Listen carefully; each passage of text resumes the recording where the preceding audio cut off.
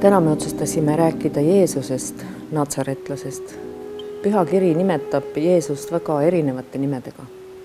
Tema kohta on öeldud, et ta on tee, ta on tõde, ta on elu, ta on viinapuu ja samas on öeldud ka, et väga konkreetselt, et ta on vabastaja, ta on lunastaja. Kes ta siis õigupoolest on? Jeesus on kaheldamatult kõike, mida sa nimetasid, ja need kirjakohad räägivad tema erinevatest aspektidest, võiks olla see vastus. Aga peamine võib-olla on see, et ta on kuningas, aga valitsemine Jumala mõistes ei tähenda mitte seda, et valitseja istub troonil ja kõik teenivad teda, vaid valitseja on teenija. Jumala kuningriigis on alati see, kes valitseb, on teenija. Jeesus ütles seda ise oma jüngritele õpetades, et kui keegi tahab olla kõige suurem, see olgu siis kõigi teiste teenija, ehk olgu siis nagu kõige alam. Ja ühtlasi ta ise näitas nagu eeskuju ette teenides ja ütles ka maa peal olles, et ta ei ole tulnud selleks, et lasta ennast teenida, vaid et teenida kõiki neid, kes on tema valitsuse haldusalas, ehk kõiki inimesi. Ja loomulik on ka see, et kui tema on mingisuguse süsteemi autor, korrastaja ja administraator, võiks öelda, siis ta vastutab selle süsteemi toimimise eest ise ja kannab ise need kulud või ütleme, maksab ise selle hinna selle eest, et see süsteem võiks olla normaalne. Nüüd meie maine mõistus ja meie maine praktika on täiesti teistsugune. Meie jaoks valitsejad on need, kes istuvad kõrgel, ise midagi ei tee ja korraldavad, et teised teeksid kõike. Kaheldamatult Jumala valitsuses on ka see aspekt olemas ja ka ajastud on erinevad. On ajastud, kus Kristus tuleb, teeb ise kõike seda, mida on vaja. On ajastud, kus ta istub isa paremal käel ja teda kummardatakse ja teenitakse. Aga meie maises variandis ei näe seda teenimise aspekti küll kuigi tihti. Meil on küll nimed on niimoodi samasugused ja sisaldavad iseenesest seda tähendust, näiteks sõna minister on ju tegelikult algselt minister on teenija. Aga kui paljud ministrid teenijad on, seda me teame nüüd oma enda elu praktikast üsna väga hästi. Nüüd kui me räägime sellest, et Jeesus on tee ja tõde ja elu. Ta on tee selles mõttes, et väljaspool Kristust või ilma Kristuseta ei ole võimalik Jumala juurde pääseda. Mis tähendab seda, et me peame minema läbi meeleparanduse ja see meeleparandus teeb võimalikuks vastu võtta see lepitus ja lunastus, mille Kristus on sooritanud. Meeleparandus ise ei tee meid õigeks. See, mis meid teeb õigeks, on see, mida Jeesus on teinud meie eest. Muidu me oleksime lihtsalt meelt parandavad hukka mõistatud, ütleme niimoodi. Et see meiepoolne akt ei ole see, mis meid õigeks teeb Jumala ees, vaid see võimaldab meil osa saada sellest, mida Jumal on teinud ja astuda selle õigeks mõistu sisse, mis Jumal on meile juba kinkinud. Nüüd ta on tee, mis tähendab seda, et Jeesus ütles, et mina olen lammast uks, ükski ei tule isa juurde muidugi ainult minu kaudu ja kõik, kes väljapoolt ronivad, väljaspoolt mind on vargad ja röövlid, et need visatakse välja. Mis tähendab, et kui ma tulen Jumala kuningriiki ja Jumala kotta, tulen Jumala trooni ette, soovin temaga mingit asja ajada, siis ma pean tulema mingi läbipääsuloaga. Mul peab olema midagi, mingisugune kiipkaart, mis avab selle ukse. Ja selleks ukseks on Jeesuse isik, tema lunastustöö, tema veri, see ohver, mille ta valas ja ka tema seisund, enne seda ja ka praegu. Nii et kui ma ütlen, ma tulen Jeesuse nimel, siis on mul kuninga tähelepanu, mul on kohe Jumala tähelepanu, mind võetakse kuulda. See on soosingu nagu tähis on see nimi. Selles mõttes Jeesus on tee. Ta on veel tee väga paljudes mõistetes, tema enda oma füüsilises ihus kandis meie patu, mis tähendab seda, et meie füüsiline ihu võib vabaneda patu orjuse alt, kui me tuleme Kristusesse. Ta on sedapidi ka tee ja temas on elu ja see elu valgustab ja pühitseb ja puhastab ja uuendab meid ja elavdab meid. Ta on ka selles mõttes tee. Et ta on väga paljudes mõistetes see tee, aga see ei ole metafoor pigem, vaid ongi niimoodi, et ilma temata ei olegi võimalik pääseda sinna, kuhu on vaja pääseda. Teiseks, et ta on tõde. Ta on kaheldamatult tõde mitte selles mõttes, et kõik, mida ta ütles, on tõde, ehkki see on ka niimoodi, aga tõde on ta selles mõttes eelkõige, et ta näitab inimestele, milline on Jumal. Ja ta näitab inimestele ka, milline peaks olema inimene.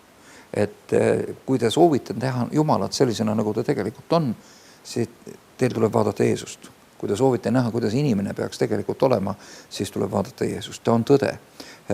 Johannese evangeelium ütleb midagi väga vapustavat, ütleb, et Mooses andis reeglid, käsuõpetus või käsk või reeglistik, see, kuidas asi peaks lõpuks välja nägema, see anti Moosese kaudu. Aga arm ja tõde, siis soosing ja võimekus seda tõde sinna saabuda või seda olla, see tuli Jeesuse Kristuse kaudu.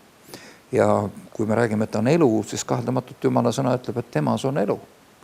Temas oli elu, elu oli inimeste valgus.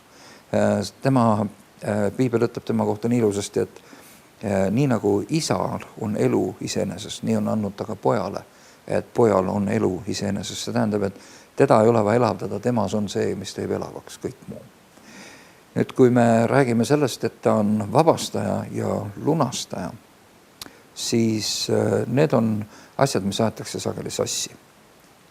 Ja lunastus on siis miski, see nimi juba, see sõna tähendab väljaostmist, mingi võla või kohustuse tasumist, et miski saaks välja võetud selle kohustuse või surve alt. Inimkond ja inimene kui liik oli Jumala ees süüdi ja see süü, üleastumise Jumalast ära pöördumise süü oli nagu rippus inimesel mõõgana pea kohal ja varem või hiljem see võlg pidi saama tasutud.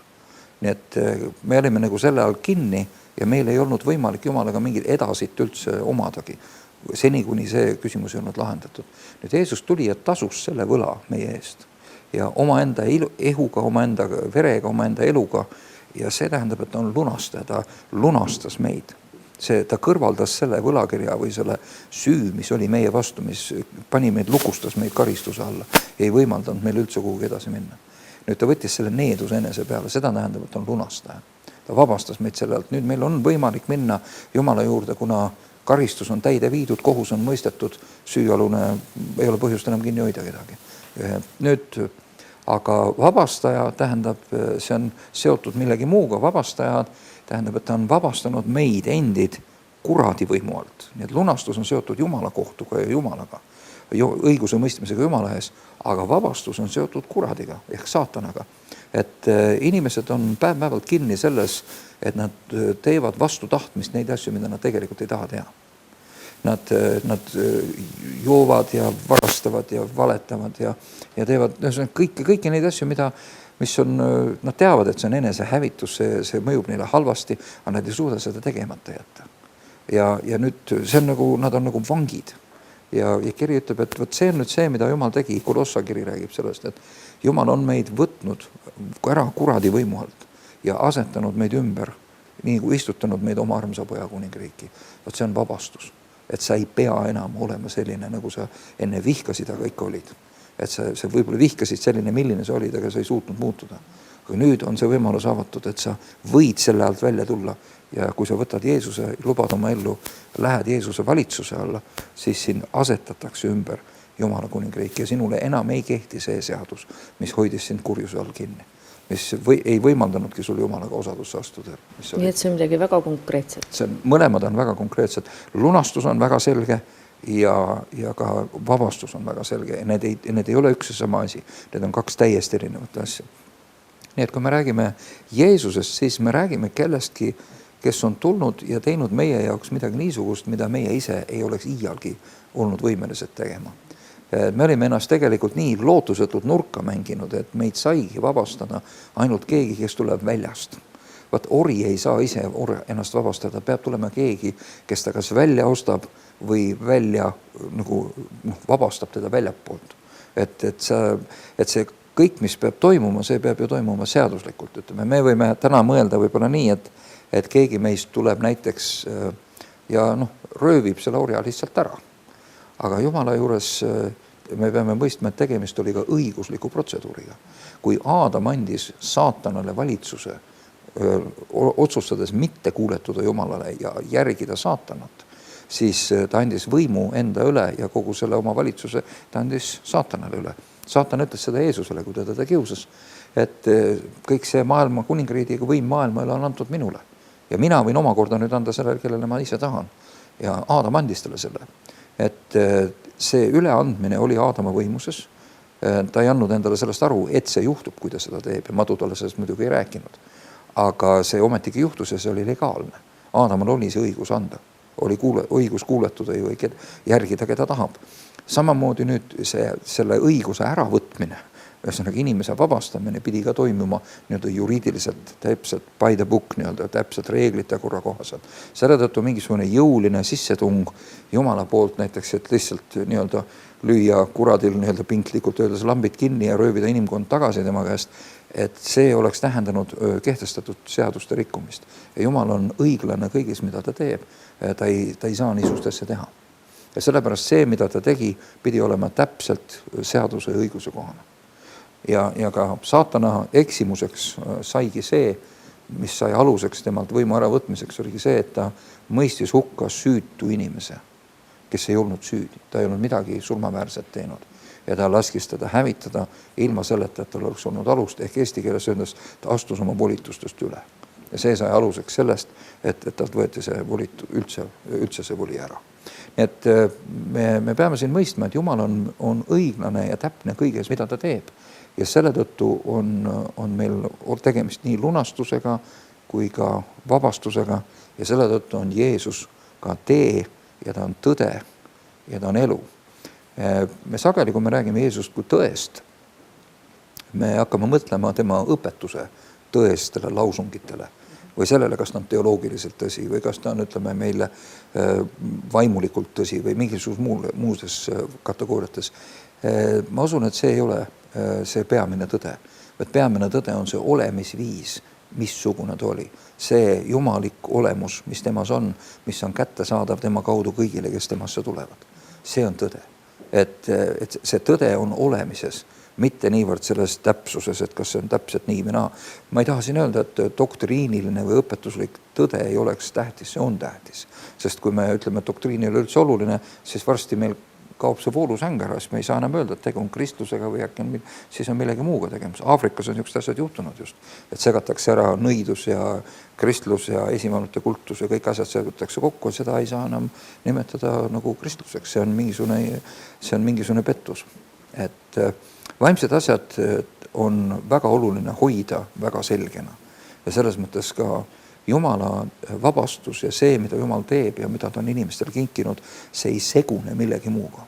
Seda ei saa ja ei tohi segada mingisuguste muude õpetustega, mingisuguste muude asjadega, sellepärast, et muidu me saame sellise pettuse, mis justkui ütleks meile, et me oleme ühes, aga tegelikult osutume olema teises. Et Jumalale ei meeldi segud. See asi ei toimi niimoodi. No pühakiri ütleb meile Jeesuse kohta veel sellist asja, et temast on kõik alguse saanud, tema läbi on kõik loodud, temas püsib ka täna kõik koos ja temasse võetakse kõik taas kokku. Kui selle üle pisut mõtiskleda, siis me ehk saame natukene aimu tema tegelikust olemusest, tema kuninglikkusest ja nagu universumi valitsejaks olemisest. No Johannes ütleb tema kohta oma evangeeliumi alguses väga selgesti, et tema läbi on loodud kõik, mis üldse loodud on ja ilma temata pole üldse midagi, mis loodud oleks. Ja temas, ütleb ka apostel Peetrus kinnitab, et temas sõisab kõik koos, hoitakse, apostlid kinnitavad oma kirjades, et tema väe hoiab oma sõnaga kõike üleval. Ühesõnaga, tema on see, kelle Jumal äkitas, ta on see teostaja, tema on see, kelle kaudu kõik tuli olemisse tegelikult. Nii et selles mõttes, jah, kõik meie hingetõmbed on tema käes, absoluutselt. Ja ta on kuningas ja me teeme hästi, kui me endale sellest aru anname ja suhtume temasse mitte familiaarselt, vaid suhtume temasse suure aukartusega. Aga ma mõtlen, aga mitte minnes välja nüüd religioossusesse, et tehes teda nii käsitamatuks. Loomulikult, kui me ütleme, et ta on täiesti käsitamatu, jah, jumalikkuses küll. Me ei saa jumalikkust käsitadagi, seepärast, et meil puuduvad mõisted selle seletamiseks. Me ei suuda seda mõista. Aga ta sellepärast tuligi maa peale, et me mõistaksime, kes seal jumalikkuse auhiilguse sees õieti elab, milline isik see on. Ja me nägime, et jüngrite juures, kui ta oli maa peal inimeste jaoks, ta oli täiesti käsitatav. Ta oli täiesti mõistetav, nii et ühesõnaga me selle väite võime kohe ära võtta. keegi ei saa temast aru saada, ta on nii kõrge ja jumalik ja mine sa tea, mis ta mõtleb või milline ta üldse on või kes ta siuke üldse on. Just nimelt selleks, et sellele küsimusele vastata, ta tuligi maailma. Ja ütleme kas või kui jõulupühade tähistamine on, eks ole, siis miks me teeme kingitusi üksteisele, miks me tähistame seda püha. Aga sellepärast, et nüüd saabus see hetk, kui see meie kohal rippuv mõõk, see võlg, see kustutati ära. Tal tuli keegi, kes kustutas selle ja tuli keegi, kes tõi meile tegeliku ilmutuse sellest, kuidas asjad tegelikult on. Noh, nii nagu Johannes ütleb, et arm ja tõde tulid Kristuse Jeesusega. Nii et see tegelik tõde, see, mis tegelikult on. Varem oli ainult see, et see õige asi peab välja nägema niimoodi. Aga kuidas sinuseks saab või mis moodi üldse oleks osutuks võimalikuks, et nii saaks olla, sest keegi ei suutnud seda ise teha, sellest ei rääkinud keegi midagi. Nii et see arm ja täis tõde tuli Jeesusega ja sellepärast on Jeesus nii tee kui ka tõde kui ka elu.